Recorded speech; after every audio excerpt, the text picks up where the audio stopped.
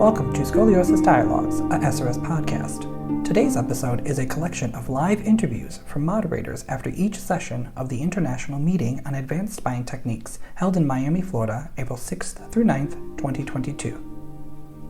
Hello, I'm Kent Walker, pediatric orthopedic surgeon from Louisville, Kentucky, here with Dr. Skaggs. He's the director of the Cedars-Sinai spine program, and he was the moderator of the White Cloud a nominee paper. And so what do you think the best take home was from this session? Well, so we looked at the top 15 papers at this whole meeting. The paper I liked the best reported complication rates or revision surgery rates of up to 89% in a certain group of patients with tethers. And afterwards we did a poll. We said a girl with a typical 60-degree curve, how many people in the audience would do a fusion? 40 people raised their hand. How many would do a tether? Only 3 people raised their hand. So I think we are now witnessing real time the pendulum swing on tethers, and that's why we're here at IMAST. Perfect. I agree. I think selective thoracic fusion is a fantastic surgery, and it's hard to deviate away from that. Hello again, I'm Kent Walker, pediatric orthopedic surgeon from Louisville, Kentucky. We're here in Miami, Florida at IMAST 2022. This is Dr. Sukin Shah from the Moores Health in Wilmington, Delaware, and we just finished the most recent session. What did you think some of the hot topics were? It was pretty cool, Kent. We were in innovations in AIS, and a couple of things that were really fascinating is this early experience of robotics for AIS. It's early in the learning curve, but we got to pay attention to some of the mistakes made and the complications, which were low, fortunately. Navigation is still playing an increasing role in treating pediatric scoliosis, though. One thing I thought was really striking was adherence to principles. We got to go back to the basics. Whether you want to tether somebody or do a selective fusion, we had several papers on adding on. Many of them were due to improper level selection. So if we go back to principles about choosing the stable vertebra and paying attention to the x-ray pre-op, it's going to be the best way to get a successful result. Perfect, thank you. I'm Ahmet Alanay, chair of the IMAST committee and also the moderator of the session on non-fusion techniques for the treatment of scoliosis.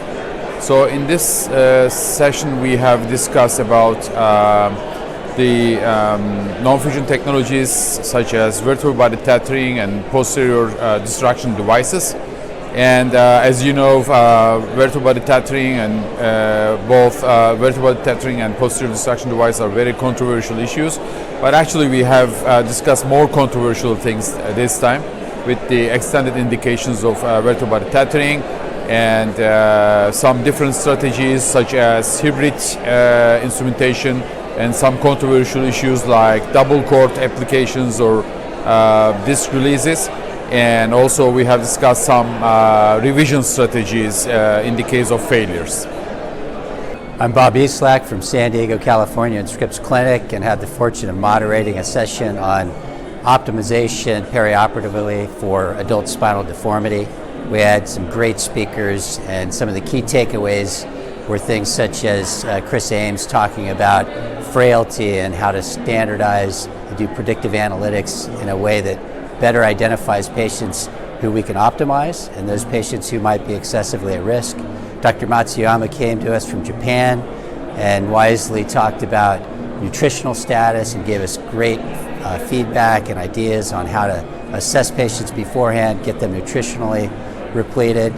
We had a rheumatologist from Vanderbilt come and speak to us about various options for bone physiology, including some of the parathyroid analogs.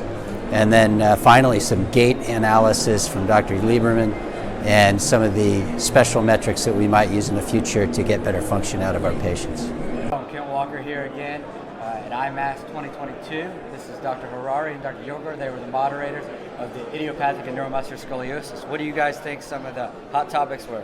Well, 9 great papers. One of the takeaways that I picked up, and it was from 2 different papers on vertebral column resection, the high risk of neurologic injury. One was a systematic review, odds ratio 6.78 for significant neurologic injury with VCR.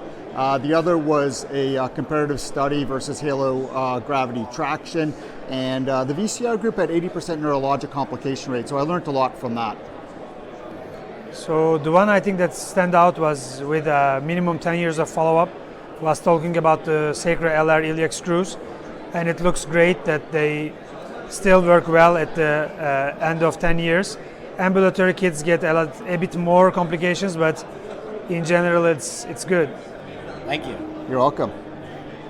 Hey, this is Mike Kelly. I just moderated the session on adult spinal deformity with Justin Smith. It was a great session showing just how far we have come and how far we have to go in adult spinal deformity. We've made tremendous leaps and bounds with predicting alignment and prescribing alignment, but we have a ways to go. And we also had a hint at what is to come and predicting outcomes, which at the end of the day is what we're all going for. So hopefully you can review those talks, and we look forward to seeing you in Stockholm. Hi, I'm Michelle Marks. I'm from San Diego, California. I'm at the IMAST meeting 2022 in Miami.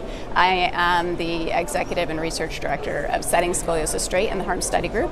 I had the distinct honor of co-moderating a session just now entitled The Age of Precision Medicine in Spinal Deformity Surgery. My co-moderators, Chris Ames and Farhan Police, are really leading the way in using big data and artificial intelligence to improve patient outcomes. But we had a wonderful panel, all illustrating the ways that artificial intelligence and machine learning is really going to change the game for patient outcomes and improving the way spinal deformity is conducted. It's an exciting arena, and I was really honored to be a part of that session. Thank you.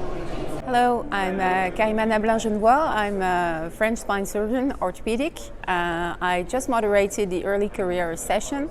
This is a new proposal of SRS that young surgeons or even young researchers join us in this new initiative to debate on cases, to have presentations by young people, and to have some kind of interaction that changes a bit from the other sessions that we have.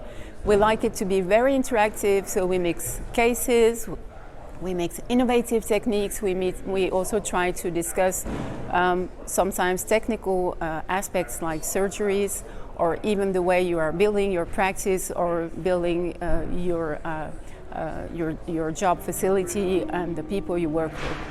Hi, I'm Serena Hu, President-elect of the Scoliosis Research Society. We just finished a great session on bandwagon versus pendulum swing. We had talks varying from growth-friendly rods and vertebroplasty, sagittal balance, and as moving on to things like denesis and other controversial topics. You'll be able to watch that yourself, downloading it from the website in a few weeks. Hope to see you all in Stockholm. My name is Alex Vaccaro, and I just chaired the recent symposium on thoracolumbar trauma. It was a phenomenal engagement. We had people from all over the world attending. The most important thing about the SRS meetings is that it's networking to get the most able-minded people in a room who have a goal, and that is to learn more about the management of trauma in the elderly, in the frail, and in complex cases. We had speakers from around the world. We had Harvard Dushanbe from India, we had Rick Sasso remotely, and we had the spinal experts from Thomas Jefferson, as well as shock trauma. We enjoyed it. We covered everything from the non-operative care to the management of deformity, to the management of post-traumatic deformity, when to operate, how to treat patients with osteoporosis, and most importantly, how to manage complications. If you didn't make it, we missed you, and we hope to see you next year. The last session of the IMAST was launched with the experts, and we watched the video techniques from the experts during this session. And what we have learned, we just have learned that kickstand rods really helping for the correction of pelvic obliquity, and power tools are really very useful, especially to protect the surgeons who get injuries from inserting the screws and doing the osteotomies. And we have also learned about C7 osteotomy and how it can be made safely. And finally, we listened to some techniques to prevent the PJK. And I really enjoyed this session, and I learned a lot. Thank you, everyone, for joining 29th IMAST meeting.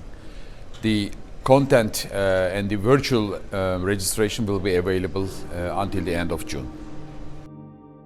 The Scoliosis Research Society is a nonprofit professional organization made up of physicians and allied health personnel. Their primary focus is on providing continuing medical education for healthcare professionals and on funding and supporting research in spinal deformities. Please visit srs.org for further information.